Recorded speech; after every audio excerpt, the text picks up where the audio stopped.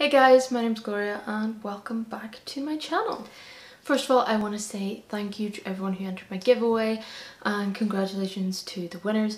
Swear to God, it wasn't rigged.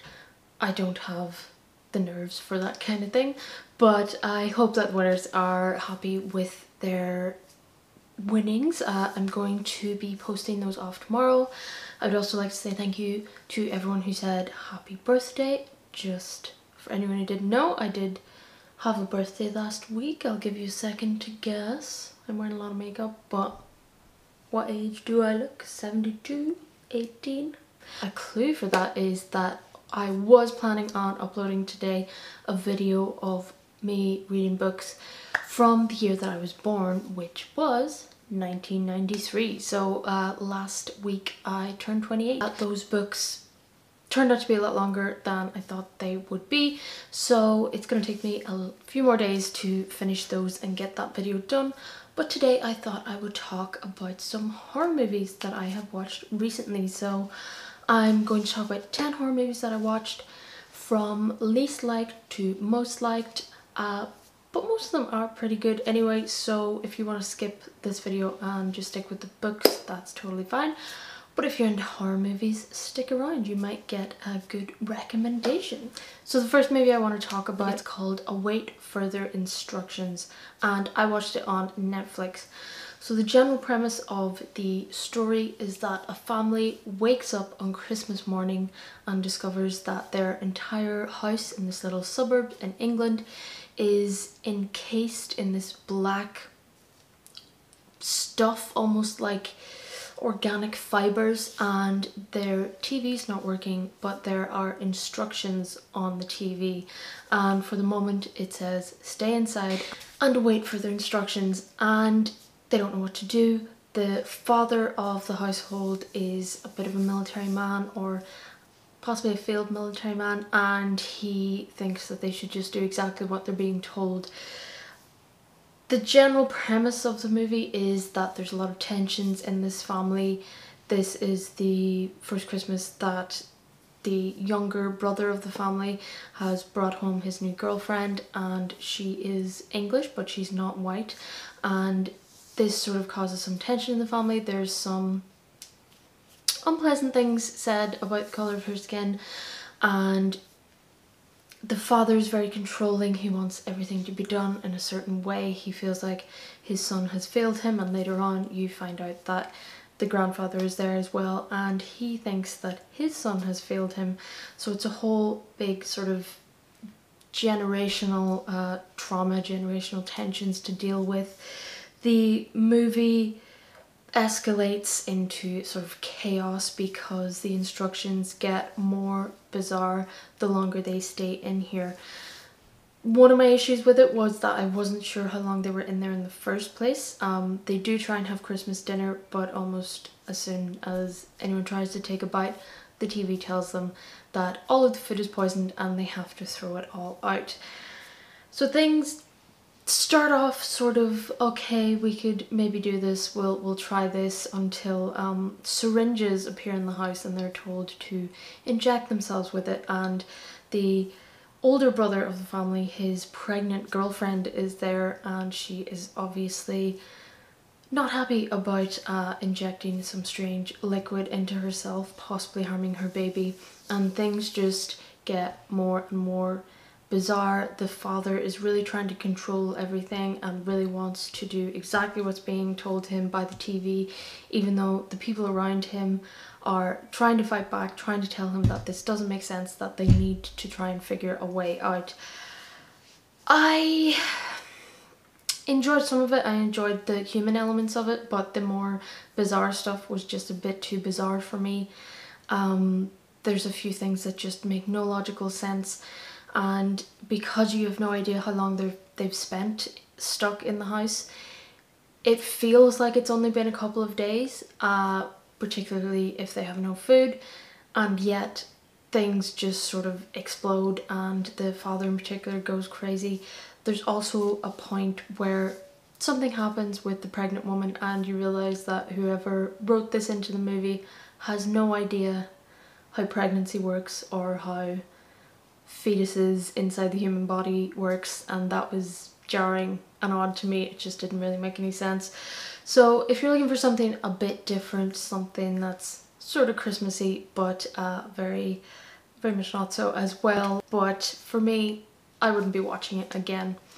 So the next movie that I want to talk about is called High Life, and this one is a sci-fi thriller movie, and it stars Robert Pattinson and a lovely French actress, Benoit. I think her second name is Benoit.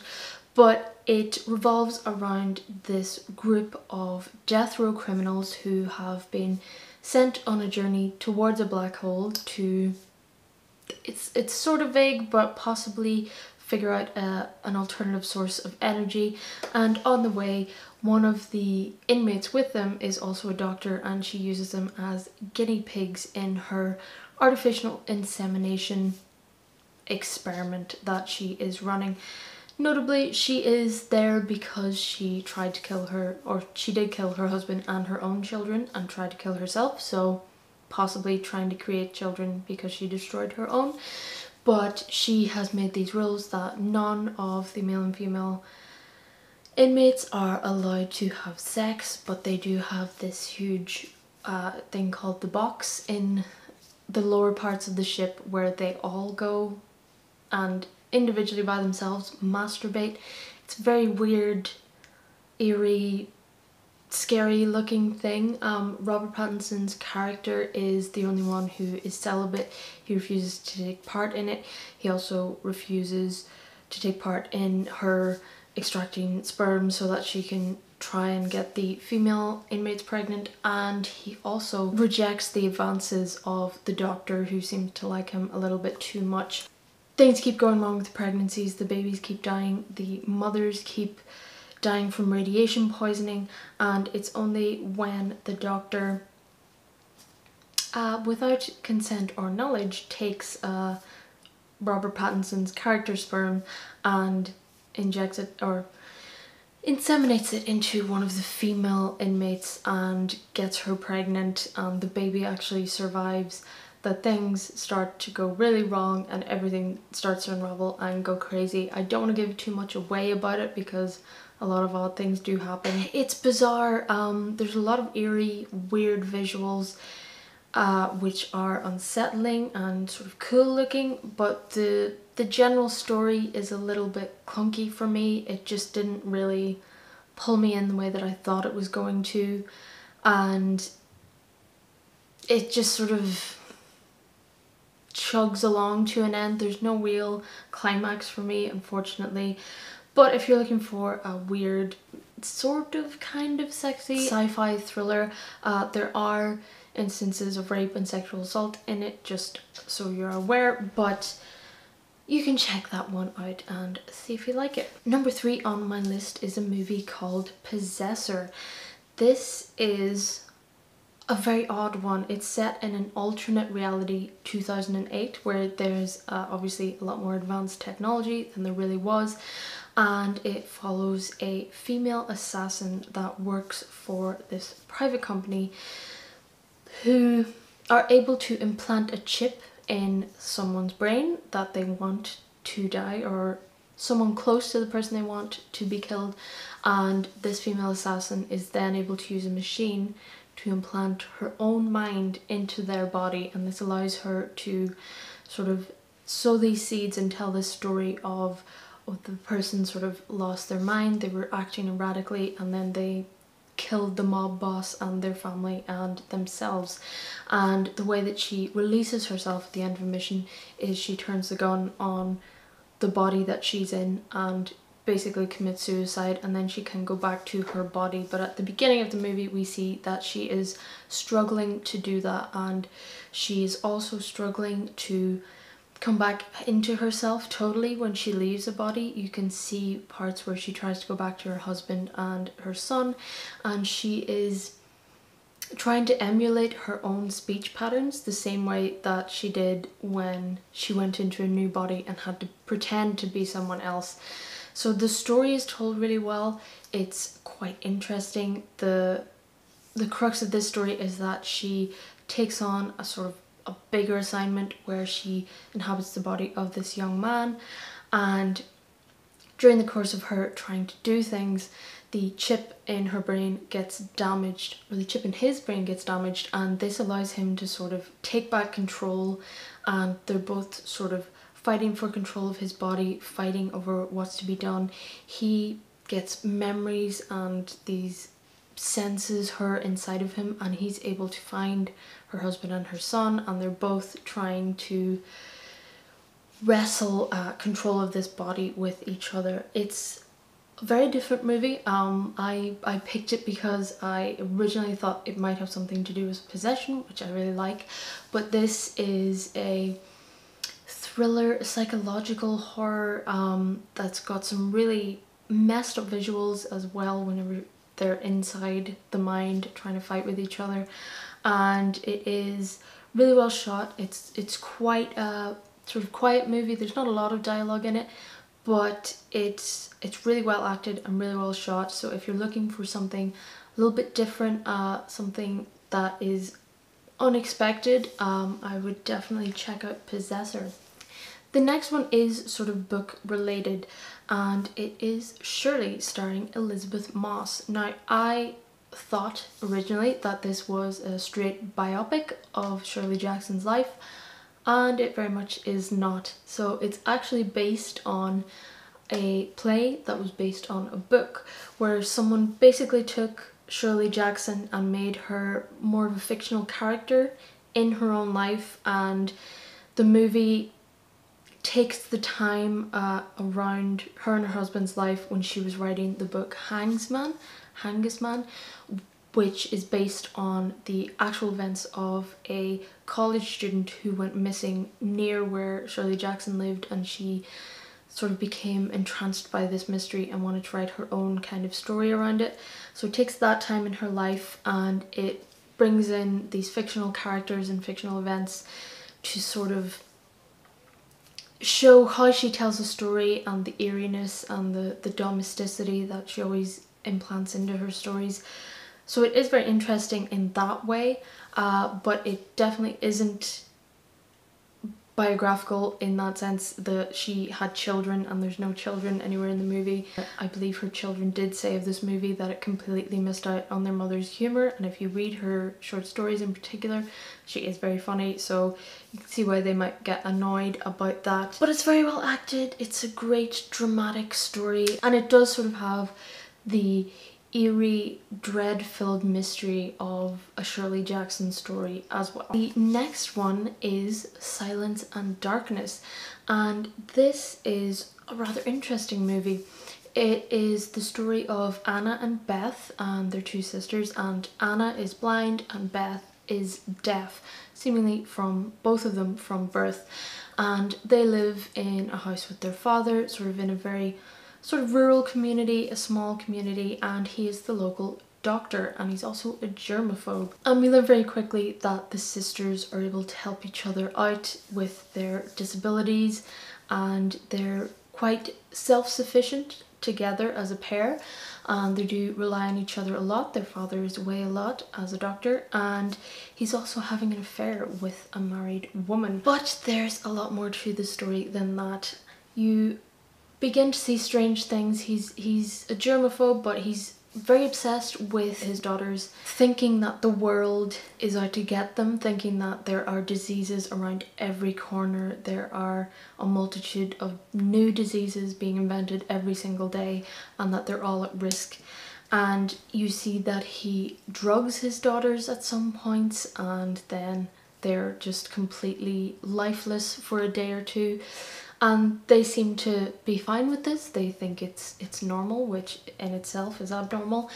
But things start to go awry when Anna, the blind sister, but she can hear, hears one of the neighbours at the door frantic, thinking that she has spotted human remains on their land.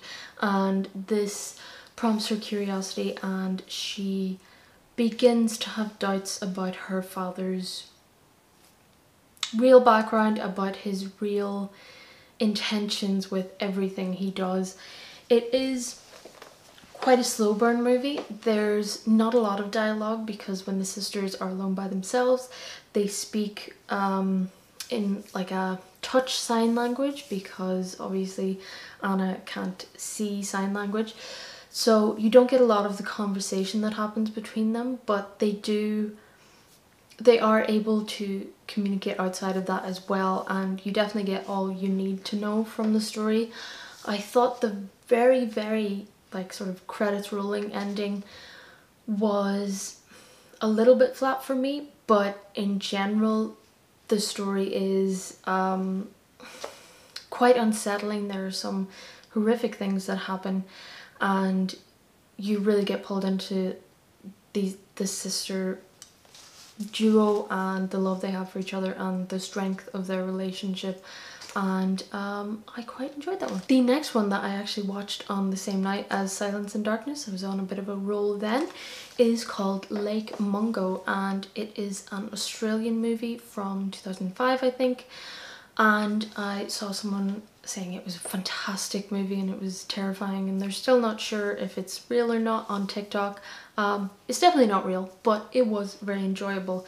So it's done in a mockumentary style, so if you watch a lot of true crime documentaries like me, the basis of this one is that a 16-year-old girl called Alice drowns under sort of mysterious circumstances when her family go and visit a dam to go swimming, and she's out there with her brother comes back and she does not, and about a day later they find her body at the bottom of the lake. The family are trying to deal with this. There's footage of them pulling the body from the lake, there's news reels of it, there's interviews with the family and the neighbours and stuff, and to sort of cope with their grief, the brother in particular starts getting very interested in photography. He starts taking pictures around the house and leaving cameras filming, and they start to see images of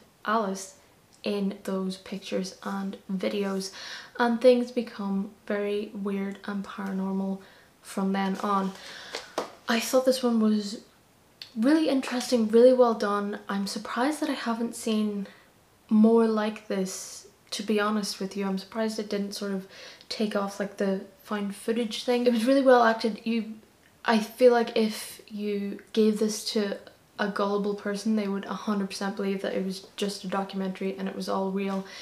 Just like any true crime documentary, there are twists and turns and there are secrets galore, and they find out things about this young girl who's tragically died that they never thought that they would have to even imagine. It's really good. It's like a true crime with some actual ghosts and paranormal stuff in it, so if you're looking for something a bit like that, you should definitely check out Lake Mungo. Next up is another one that I didn't watch it on Netflix, but I think it has just come to Netflix, and it is called Run, starring Sarah Paulson, and she plays a mother called Diane who has a daughter called Chloe, and you're brought into the movie with her giving birth, and the baby is premature and it has a whole list of ailments, and then it shifts into later in life and her daughter is in a wheelchair. She does have a lot of issues with mobility, with breathing, with all sorts of things, but she is about the age where she is starting to fill out applications for college. So she's very bright, she builds robots in her room and whatnot, and they seem to have a great relationship. Her mother is very loving, her mother's been looking after her since she was born, and it seems like a great going on, until her daughter Chloe starts to realize that her mother always seems to get to the mail first, and she's very eager to get to it so that she can see if she has any acceptance letters for college, but it seems like something's going on a little bit odd there, but she can't really pinpoint it until she accidentally rubs off one of the labels on one of her pill bottles, and it has her mother's name on it, and she realizes there's something not quite right here. She has to go digging in a very covert way so that her mother doesn't realize, because at this point she doesn't know if it's anything actually sinister, or if she could be hurting the one person who really loves her, but she has to go on an investigation and see what's really going on here. It's one of those sort of Rear Window, really tense, dreadful thrillers where she's looking for information, she's trying to do something, and you can hear them pull up outside of the house, you can hear footsteps on the stairs, and you're just praying that she gets it done and whatever hidden before her mother comes into the room. It's really well acted, really well done, and I rather enjoyed that. The next movie is Saint Maud, and this is made by A24, who made things like Midsommar. They've been producing really great movies in the last few years. Anytime I see their logo, I think I'll definitely enjoy that movie. And I'd seen the trailer for Saint Maud when I was last in the cinema. Oh god. And I've been waiting for this movie to come out for ages, and I finally got to see it. I had to rent it on YouTube, of all things. But Saint Maud follows the story of a young nurse who has just had to go through something traumatic at work. She's had a bit of a breakdown, but she's getting back on her feet, and she is assigned to look after a woman, an American, and this is set in England, an American woman called Amanda, who is terminally ill with cancer. She was a dancer and a choreographer, but now she can't really move around all that much, and she is an atheist, but our young nurse Maud is a newly found devout Christian. She is so devout, in fact, that she genuinely believes that she is touched by the Holy Spirit at times. She goes into these euphoric ecstasy moments where she believes that God is there and God is speaking to her. She also believes that if she physically hurts herself, it brings her closer to God. If you watch, I think it's in the trailer, there's a bit where she puts a load of thumbtacks on some cardboard and puts it inside her Converse and walks around on it, and she seems absolutely thrilled to do so. But she believes that God has sent her to bring Amanda's soul to heaven, to pretty much bring her into God's light and make her a believer before she dies. And obviously Maud's got some issues. She has some mental health issues. Things aren't quite right with her, and you see the world through her eyes, and it makes everything just a little bit more weird. The simplest of things in this movie become they just make your skin itch, and the actress that plays Maud is fantastic, and the way that it's shot is just really close up and intense and right inside her mind, and it's uncomfortable and it's a bit weird, but it is really fantastic, and I would recommend seeing Saint Maud if you can get your hands on it. Number 9, I made my boyfriend and my housemate watch for my birthday, and my boyfriend is still mad at me, but I absolutely love this movie. I would watch it again and again and again. It's called Killer Sofa, and it is absolute gold. It's basically it's a killer sofa. That's all you need to know. It's not actually a sofa though, it's a recliner, and it's got a face, and its face is fantastic. And it's basically a Dybbuk, which I believe is a Jewish demon, has possessed this chair, and the chair becomes infatuated with this young girl who seems to have a bit of a bad luck with men, becoming really infatuated with her, and she buys this chair. It ends up in her flat, and it starts killing off everyone around her in the most hilarious of ways, and it's just fantastic. It bakes her cookies somehow, I'm not sure how. There's bits of it just like leering out the window at people, and it's just absolutely beautiful. I love it. I think it's the funniest thing. So if you're looking for a movie that you can just sit and rip the piss out of with your friends, absolutely watch, what's it called? Killer Sofa.